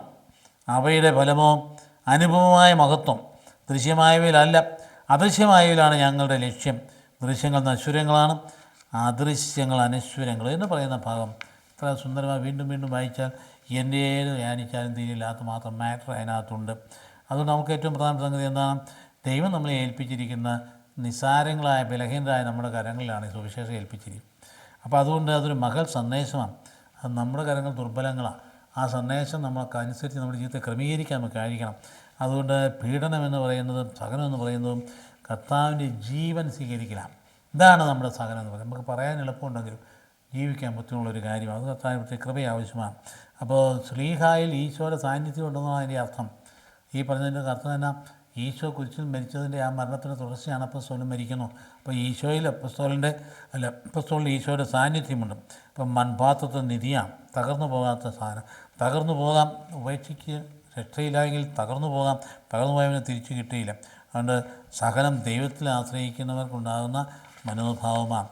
അതുകൊണ്ട് സ്വന്തം ശരീരത്തിൽ അദ്ദേഹം സഹിക്കേണ്ടി വരുന്ന പീഡനങ്ങളിൽ ഈശോ മിശിഹായെ കണ്ടെത്തുകയാണ്. അപ്പോൾ ക്ലേശങ്ങളുടെ കരുണ ഉൾക്കൊള്ളുന്ന ഒരു സ്വഭാവ രീതി ഇവിടെ കാണുന്നു. അപ്പം മുന്നോട്ട് പോകുമ്പോൾ തന്നെ നമ്മുടെ വിശ്വാസം പ്രകടമാകാം. അവിടുന്ന് തന്നെ പാതാളത്തിലേക്കും തള്ളുകയില്ല, അങ്ങയുടെ പരിശുദ്ധൻ ജീർണിക്കാൻ അനുവദിക്കുകയുമില്ല. അത് എവിടെയാണ്? സങ്കീർത്തനമാണ്. സങ്കീർത്തനം 16:10 പറയുന്നത്. എന്താ പറയുന്നത്? അവിടുന്ന് തന്നെ പാതാളത്തിലേക്ക് തള്ളുകയില്ല, അങ്ങയുടെ പരിശുദ്ധൻ ജീർണിക്കാൻ അനുവദിക്കില്ല. കർത്താവിൽ കേന്ദ്രീകരിക്കുന്ന സങ്കീർത്തനം കൂടിയാണ്. അപ്പോൾ അതുകൊണ്ട് അദൃശ്യമായവയെ കണ്ടു നമ്മൾ ജീവിക്കുന്നു. നമ്മൾ വിശ്വാസത്താൽ കൃപയാലാണ് ജീവിക്കുന്നത്. അതുകൊണ്ട് അദൃശ്യമായവയെ കണ്ടുകൊണ്ടാണ് ജീവിക്കുന്നത്. അങ്ങനെ ഒരു കാര്യമുണ്ട്. യുക്തിവാദികൾ പലപ്പോഴും ചിന്തിക്കും കാണാൻ പറ്റില്ലാത്തതില്ല, ടെസ്റ്റ് ചെയ്ത് നോക്കാൻ പറ്റാത്തതില്ല എന്നൊക്കെ പറഞ്ഞ് പിടിപ്പിക്കും. പക്ഷേ അവസാനത്തിലെ വരികൾ എൻ്റെ ദൈവമേ എന്ന് വിളിക്കുന്ന സാഹചര്യം. അദൃശ്യമായവയുണ്ട്, അദൃശ്യമായ ലക്ഷ്യമാക്കിക്കൊണ്ടാണ് നമ്മൾ മുമ്പോട്ട് പോകുന്നത്. അപ്പോൾ ഇന്ന് യുവജനങ്ങളുടെ ഇടയിൽ അങ്ങനെയുള്ള ചിന്തകളുണ്ടെങ്കിൽ അതൊക്കെ തിരുത്തേണ്ടതാണ്. അദൃശ്യമായ ഒരു ഡയമെൻഷൻ നമ്മുടെ ജീവിതത്തിനുണ്ട്. അത് ഉൾക്കൊള്ളുമ്പോഴാണ് നമ്മുടെ മഹത്വം കടന്നു വരുന്നത്. അപ്പോൾ നമ്മൾ ഇന്നിൻ്റെയും അല്ലെങ്കിൽ നാളെയുടെയും ഇടയിലാണ് നമ്മൾ. ഇതിൻ്റെ ഇടയിൽ എന്ന് പറഞ്ഞാൽ നമ്മൾ തീർത്ഥാടനം ചെയ്യുക, മുമ്പോട്ട് യാത്ര ചെയ്യുക. ചെന്നുപോയാൽ നമുക്ക് മരണത്തിന് അപ്പുറത്തേക്ക് മരണാനന്തരമായൊരു ജീവിതത്തിലേക്ക് നമ്മൾ പോവുക. അതുകൊണ്ട് കർത്താവിൻ്റെ ഈ കൃപയിൽ ഇപ്പോഴത്തെ നമ്മുടെ ജീവിതം നശ്വരമായ സൗമിക ജീവിതമാണ്. ആ നശ്വര ഭൂമി ജീവിതം ഇവിടം കൊണ്ട് അവസാനിക്കുകയല്ല, അത് അനശ്വരത്തിലേക്ക് പോകുക. അതൊരു മരുഭൂമിയിലൂടെ ദൈവജനം യാത്ര ചെയ്തതുപോലെ തന്നെയാണ് നമ്മുടെ ജീവിതം. നമ്മൾ ഈ ഭൗമിക ജീവിതം എന്ന് പറഞ്ഞാൽ മരുഭൂമിയിലെ ജീവിതമാണ്. ഈ മരുഭൂമിയിലെ ജീവിതം കഴിയുമ്പോൾ പിന്നെ ഒരു അവസാനമുണ്ട്. അതെന്താ? വാഗ്നത്ത നാടാം. അതാണ് അദൃശ്യമായ സംഗതി നമ്മൾ മനസ്സിലാക്കുന്നത്. അപ്പം അത് നമ്മൾ നിരാശയുടെ കരച്ചിലല്ല, നമ്മൾ പ്രത്യാശയുടെ കാത്തിരിപ്പാണ് നമ്മൾ കാണാൻ. നിരാശയുടെ കരയുന്നതല്ല വിശ്വാസി, പ്രത്യാശയുടെ കാത്തിരിപ്പ്. മരുഭൂമിയിലെ യാത്ര എങ്ങനെ 40 വർഷം നീണ്ടു നിന്നില്ലേ? അപ്പോൾ അതുകൊണ്ട് നമ്മെ സംബന്ധിച്ചുള്ള മാമോദിസായിലൂടെയാണ് നമ്മൾ ഈ വലിയ കൃപ നമുക്ക് വാങ്ങിച്ചെടുത്തത്. എന്തുകൊണ്ട്? കർത്താവിനെ സ്വീകരിക്കുകയും കർത്താവിനെ ഉടുക്കുകയും കർത്താവിനെ ധരിക്കുകയും. അതാണ് മാമോദിസ സംഭവിച്ചത്. അപ്പോൾ അത് നമ്മൾ മരണത്തിലൂടെ സംഭവിക്കുന്നതാണ്. അതുപോലെ തന്നെ മാമോദിസയുടെ പൂർണ്ണതയാണ് നിത്യതയെ ധരിക്കലാണ് മരണം എന്ന് പറയുന്നത്. നിത്യതയെ ധരിക്കുക, അപ്പോൾ പൊതുജീവിതത്തിലേക്ക് കടക്കുന്നത്. അപ്പോൾ അതുകൊണ്ട് ഒരു വസ്ത്രത്തിൻ്റെ നശിക്കാത്ത കിരീടം ഇവിടെ ഉണ്ടാകുന്നല്ലോ. അപ്പോൾ എല്ലാം നമുക്ക് ഇതിൻ്റെ ഉറപ്പ് തരുന്ന ആരാണ്? പരിശുദ്ധാത്മാവാണ്. അപ്പോൾ കർത്താവിൻ്റെ ഒത്തുള്ള ജീവിതത്തിലേക്കാണ് നമ്മൾ നീങ്ങി പോകുന്നത്. ക്രിസ്തുവിലുള്ള ജീവിതത്തിൽ അപ്പോസ്തലൻ വളരെ കൃത്യമായിട്ടും ഫിലിപ്പിയ ലേഖനത്തിന് 1:28-26 പറയുന്നില്ല, മരിച്ച എൻ്റെ കർത്താവിൻ്റെ കൂടെ ആകുന്നതാണ് എൻ്റെ അഭീഷ്ടം. ജീവിക്കണമോ മരിക്കണമോ എന്നതിന് ഇടയിൽ കിടന്ന് ഞാൻ പിടയുക. മരിച്ച എൻ്റെ കർത്താവിൻ്റെ ആകുന്ന എൻ്റെ അഭീഷ്ടം. ഞാൻ ജീവിതത്തിൽ തുടർന്ന് അത് നിങ്ങൾക്ക് വേണ്ടിയിട്ടാണ്. പിന്നീട് ഞാനല്ല ക്രിസ്തുവിൽ ജീവിക്കുമെന്ന് പറയുന്നുണ്ടല്ലോ. അപ്പോൾ അങ്ങനെയാണ് ഈ അദൃശ്യമായൊരു ഡയമെൻഷൻ നമ്മുടെ ജീവിതത്തിൽ ഉണ്ടെന്നുള്ള കാര്യം നമ്മൾ ഒരിക്കലും മറന്നു പോകരുത്. അപ്പോൾ അതുപോലെ കൃത്യമായിട്ട് വളരെ ഭംഗിയായിട്ട് പറയുന്നുണ്ട്, ഈശോ എന്നെ സ്വന്തമാക്കി. ഈശോ എന്നെ സ്വന്തമാക്കി.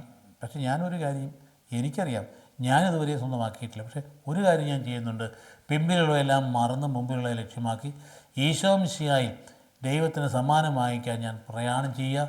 എനിക്ക് ജീവിതം ക്രിസ്തുവാണ്, മരണം നേട്ടമാണ്. ഇതാണ് അപ്പസ്തോലനോട് പറഞ്ഞു വെച്ചിരിക്കുന്നത്. അതുകൊണ്ട് അന്നത്തെ കാലഘട്ടത്തിൽ പ്രത്യേകിച്ചും, അതായത് അപ്പസ്തോലനെ ഈ പറയുന്ന ആൾക്കാരെ ശക്തിപ്പെടുത്തുകയാണ്. അപ്പോൾ അന്ന് രാജകൽപ്പന പോലെ തന്നെയാണ് അത് കൽപ്പന പുറപ്പെടുവിക്കുന്ന, ക്രിസ്തുവിൽ നിങ്ങൾ ഒന്നാകുവിനെന്ന് പറയും. നമ്മൾ ഈ പാവം കഴിഞ്ഞാൽ അടുത്തതിലേക്ക് കിടക്കുന്ന സുവിശേഷം ഞാൻ സൂചിപ്പിച്ചതുപോലെ ഭയപ്പെടാതെ സാക്ഷി നൽകാൻ ഈശോ നൽകുന്ന നിർദ്ദേശങ്ങളാണ്. വളരെ വിശാലമായ വിശദമായ. കർത്താവ് പറഞ്ഞു, യജമാനേക്കാൾ വലിയ ഭൃത്യനില്ല, ഗുരുവിനേക്കാൾ വലിയ ശിഷ്യനില്ല. യജമാനും ഗുരുവായ ഞാൻ ഇതെല്ലാം സഹിക്കുന്നുവെങ്കിൽ നിങ്ങൾ നിങ്ങളുടെ കുരിശെടുത്തുകൊണ്ട് എൻ്റെ പിന്നാലെ വരുവിൻ. അത് കർത്താവ് വളരെ കൃത്യമായിട്ട് അവരെ പഠിപ്പിച്ചതിന് ശേഷമാണ് കടന്നു പോയത്. പക്ഷേ അന്നേരം ഒന്നും ബോധ്യപ്പെട്ടില്ല. ബോധ്യം കിട്ടണമെങ്കിൽ പരിശുദ്ധാത്മാവ് വരണം.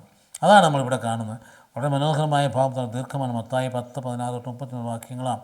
ചെന്നായ്ക്കളുടെ ഇടയിലേക്ക് ചെമ്മരിയാടുകൾ എന്ന പോലെ ഞാൻ നിങ്ങളെ അയക്കുന്നു. പൗലോസ് ശ്ലീഹ വിടവാങ്ങുമ്പോഴും തന്നെയായിരുന്നു പറഞ്ഞത്.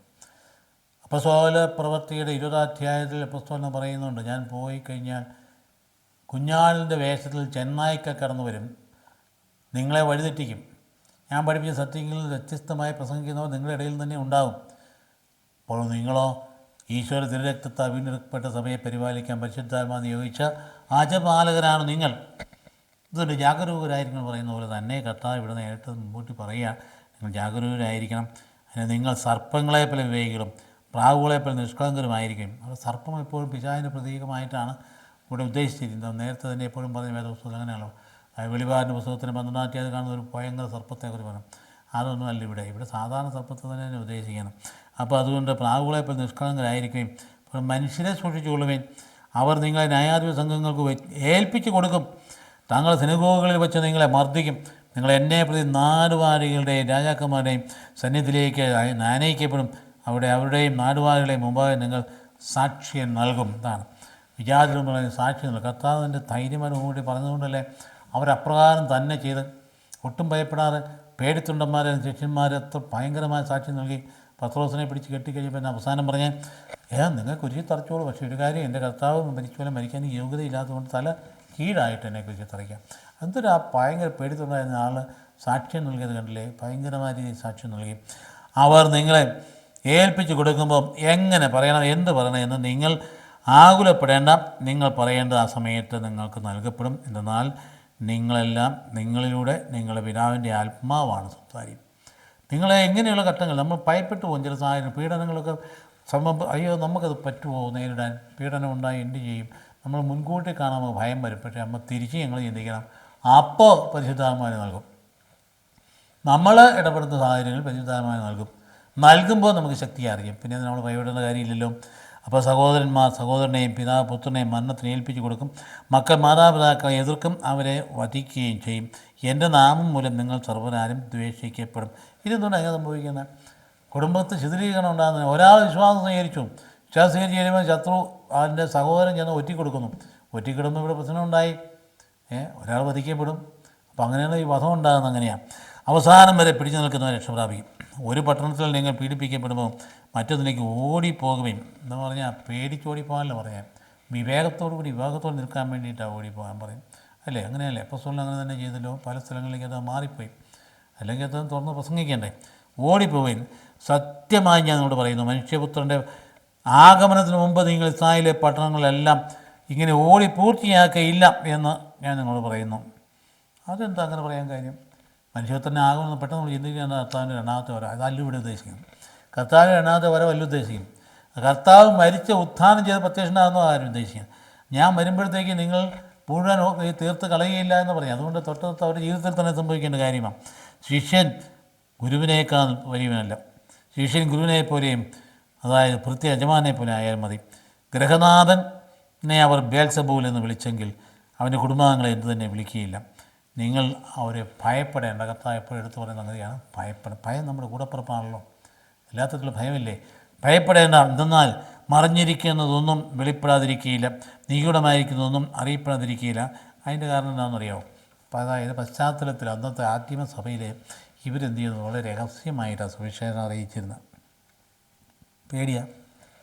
അതുകൊണ്ട് അവർ തമ്മിലൊരു ധാരണയുണ്ട്, അതിന് പുറത്തറിയാൻ പറയണ്ട. പിന്നെ പരസ്പരം അറിയാൻ വേണ്ടിയിട്ട് ഇതിന് അടയാളങ്ങൾ കൊടുത്തിരുന്നു.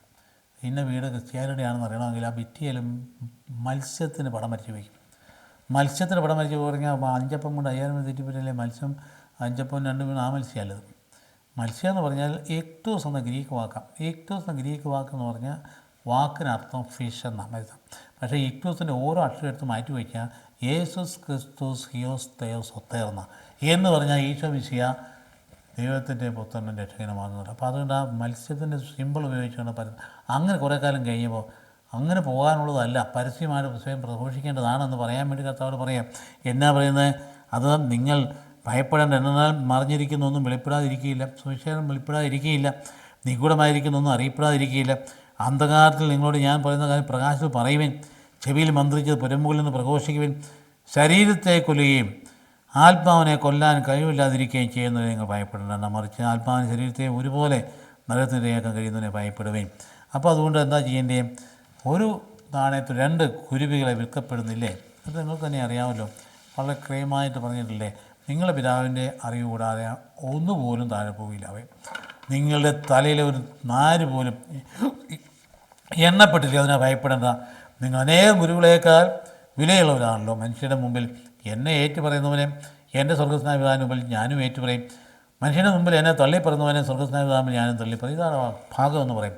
ഞാൻ പറഞ്ഞു പോകുമ്പോൾ തന്നെ അർത്ഥം വളരെ വ്യക്തമാക്കിയിട്ടുണ്ട്, ക്ലിയറായിട്ട് പറഞ്ഞു പോകുന്നത്. ആ വാസ്തവത്തിൽ പ്രാക്ടിക്കലായിട്ട് നമ്മുടെ ജീവിതത്തിലേക്ക് വരണമെന്ന് മാത്രമേ ഉള്ളൂ. അപ്പോൾ ശത്രുത നമ്മെ കാത്തിരിക്കും, അതെല്ലായിടത്തും ഉണ്ടാകും. അത് ശത്രുത കാണുമ്പോൾ അങ്കലാപ്പിലാകേണ്ട, കർത്താവ് മുൻകൂട്ടി പറഞ്ഞതാണ്. അവർ കാത്തിരിക്കുന്ന ആ ശത്രുത, അതിനെ തകർക്കുന്നത്, സാത്താൻ്റെ തലയെ തകർക്കുന്ന ഈശോ മിശിഹായാണ്. അപ്പോൾ അവിടെ ഒരു പുരാതന സർപ്പത്തെ പണ്ട് പറയുന്ന സർപ്പമല്ലിത്. അതുകൊണ്ട് 12-ാം അധ്യായത്തിൽ കാണുന്നത് ആ കന്യക അത് പ്രസവിക്കുന്ന കുഞ്ഞിനെ വിഴുങ്ങാൻ നിൽക്കുന്ന സർപ്പം, ആ സർപ്പമല്ല, ഇത് വാസ്തവത്തിൽ ശരിയായ ശത്രുതയാണ്. അപ്പോൾ അപകടം ഒഴിവാക്കാൻ ഓടിപ്പോകാൻ പോകുന്നത്. ഇപ്പം പത്രോസ് അങ്ങനെ ചെയ്തല്ലോ. പത്രോസിനെ ഒരു കൊട്ടയ്ക്കകത്ത് ആക്കിയിട്ട് മതിലിനപ്പുറത്തോട്ട് ഇറക്കിക്കൊണ്ട് പോയില്ലേ? അപ്പോൾ അതിൻ്റെ അർത്ഥം തന്നെ അത് അവിടെ നിന്ന് മറിഞ്ഞു പോയി. എങ്ങോട്ടാ പോയത്? നേരെ ദേവാലയത്തിലേക്കാണ് പോയത്. അപ്പോൾ അതുകൊണ്ട് ഉത്ഥിതനായ യേശുവിനെ പ്രഘോഷിക്കാനായിട്ടാണ് പോയത്. അപ്പോൾ യേശു ഞാൻ തിരിച്ചു വരുന്നവരെ നിങ്ങൾ മുഴുവൻ പ്രസംഗം തിരികെന്ന് പറഞ്ഞാൽ ഉത്ഥിതനായ നാഥൻ്റെ തിരിച്ചു വരവാണ്. അപ്പോൾ ആ ദൗത്യം നിങ്ങൾ നിർവഹിച്ചുകൊണ്ടിരിക്കാം. അപ്പോൾ ആ സാക്ഷ്യത്തിന് മാറി നിൽക്കാനായിട്ട് ഒഴി കഴിവില്ല. അപ്പോൾ പരിശുദ്ധാത്മാവിൻ്റെ സഹായം നിങ്ങൾക്ക് ലഭിക്കും. അതുകൊണ്ടൊരു കാര്യം ചെയ്യണം, നിങ്ങൾ ഭിന്നത കൂടാതെ കഴിഞ്ഞുകൂടണം. പക്ഷേ കുടുംബത്തിൽ ഭിന്നതയുണ്ടാകും. അതെങ്ങനെ ഉണ്ടാകുന്നത്? വിശ്വാസം സ്വീകരിക്കുന്നവരും മറ്റൊരു തമ്മിൽ അകൽച്ച വരുന്നതാണ് ഭിന്നതയെന്ന് പറയും. അപ്പോൾ അവസരത്തിൽ പീഡനത്തിന് നടുവിൽ അവസാനം വരെ സഹിച്ചു നിൽക്കാൻ രക്ഷ പ്രാപിക്കും എന്ന് പറഞ്ഞിട്ട് ഗുരുവിന് മുമ്പേ പോകുന്ന ഗുരു നമുക്കുണ്ട്. അതുകൊണ്ട് നമ്മളെ തനിച്ച് വിട്ടിരിക്കുകയല്ല. അതുകൊണ്ട് ഗുരുവിനേക്കാൾ ഒരു ശിഷ്യനാകണ്ടെന്ന് പറയുന്നതിൻ്റെ അർത്ഥം എന്നാ? ഗുരു മുമ്പിൽ പോകുന്നുണ്ടെന്ന്. യജമാനേക്കാൾ വലിയ വൃത്തിനാണെന്ന് പറഞ്ഞാൽ യജമാൻ മുമ്പിലുണ്ടെന്ന്. അപ്പോൾ അങ്ങനെ നീ പേടിക്കേണ്ട കാര്യമില്ല, അങ്ങനെ ധൈര്യമായിട്ട് മുമ്പോട്ട് പോക്കോണാണ് പറഞ്ഞത്. അപ്പോൾ അതുകൊണ്ട് രഹസ്യത്തിൽ ആദ്യ കാലഘട്ടം പ്രഘോഷിച്ചത് പരസ്യമായിട്ട് പ്രഘോഷിക്കാനുള്ള പ്രചോദനം ഇതിൽ നിന്ന് ലഭിക്കുകയാണ്. അത് ഒളിച്ചു വെച്ചിട്ടല്ല, നേരെ. അതുകൊണ്ടാണ് പറഞ്ഞത് ആ ഭാഗങ്ങളൊക്കെ അപ്പസ്തലന്മാർ വീണ്ടും എടുത്തു വെച്ച്. എന്തുകൊണ്ടാണ്? മലമേൽ പണിയപ്പെട്ടിരിക്കാൻ ഭവനത്തിൽ മറിയിരിക്കാൻ പറ്റില്ല. പീഠത്തിന്മേൽ വിളിക്കപ്പെടുക വിളക്ക് കൊണ്ട് പറയുകയില്ലല്ലോ വെക്കേണ്ട, പീഠത്തിന്മേലെ വയ്ക്കുന്നത്. അതുകൊണ്ട് സുവിശേഷം പരസ്യമായിട്ട് പ്രഘോഷിക്കാൻ നമുക്ക് കഴിയണം, ഭയപ്പെടാതെ. അതുകൊണ്ട് അത് ജീവൻ്റെ സന്ദേശമായി കടന്നു വരുന്നതെന്ന് ഓർക്കണം. എല്ലാവർക്കും ജീവൻ്റെയാണ്. അപ്പോൾ അതുകൊണ്ട് 2 തരത്തിലുള്ള മരണങ്ങളുണ്ട്. അതായത് ഒന്ന് ആത്മാവും ശരീരവും നഷ്ടപ്പെടുന്ന മരണം, അത് നമുക്ക് അന്തം ദുഃഖകരമായ നരകത്തിലേക്ക് പോകാം. അതേസമയം രണ്ടാമത് ആത്മാവിനെ തൊടാൻ പറ്റില്ല, ശരീരം മരിക്കുന്നു എന്നുള്ളത്. അതൊന്നും പേടിക്കേണ്ടെന്ന് പറയാം. ആത്മാവിനെ കൊല്ലുന്നതിനെ പേടിച്ചാൽ മതി. ഇത് കർത്താവിനെ വളരെ കൃത്യമായിട്ട് പറയാം. ഇപ്പോൾ ഗുരുവികളുടെ ഉദാഹരണമൊക്കെ എടുത്ത് പറഞ്ഞു തന്നതാണ്. അതായത് തന്നെയല്ല അവസാനം പറഞ്ഞില്ലേ, പിതാവിൻ്റെ മുമ്പിൽ എന്നെ തള്ളിപ്പറയുന്ന പിതാവിൻ്റെ മുമ്പിൽ തള്ളിപ്പറയും എന്ന് പറഞ്ഞാൽ വിധിയെക്കുറിച്ച് നമുക്ക് തന്നെ സൂചിപ്പിക്കും. നമുക്കിവിടെ സമാപിപ്പിക്കുകയാണ്. അതായത് ഈ വചനഭാഗങ്ങളെല്ലാം കൂടി കൂട്ടിച്ചേർക്കുമ്പോൾ ശ്ലീഹാകാലത്തിൻ്റെ മെയിൻ സന്ദേശം നമ്മുടെ ഹൃദയത്തിൽ വരികയാണ്. കർത്താവ് നമുക്ക് നൽകിയിരിക്കുന്ന സുവിശേഷം അത് മൺകുടം എന്ന് പറഞ്ഞാൽ നമ്മുടെ കയ്യിൽ തന്നിരിക്കും. അത് ബലഹീനമായ പാത്രം വന്നിരിക്കുന്നതിൽ പ്രഘോഷിക്കപ്പെടേണ്ടതാണ്. കർത്താവ് ഈശോം കൃപയും പിതാദൈവത്തിൻ്റെ സ്നേഹവും പരിശുദ്ധാത്മ സഹവാസവും ഉണ്ടായിരിക്കട്ടെ ഇപ്പോഴും എന്നേക്കും. ആമേൻ.